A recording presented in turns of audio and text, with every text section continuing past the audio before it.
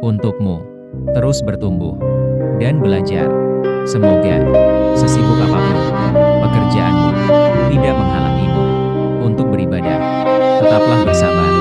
Dengan bismillah, tetaplah yakin. Dengan hasbunallah, teruslah berikhtiar.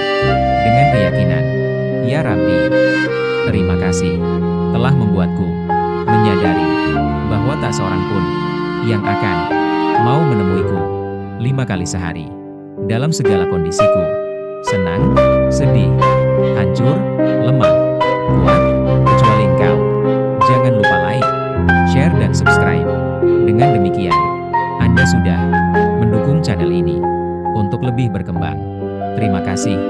Hanya Allah yang dapat membalas kebaikan Anda. Semoga bermanfaat dan menjadi ladang pahala bagi kita semua. Amin. Allahumma amin.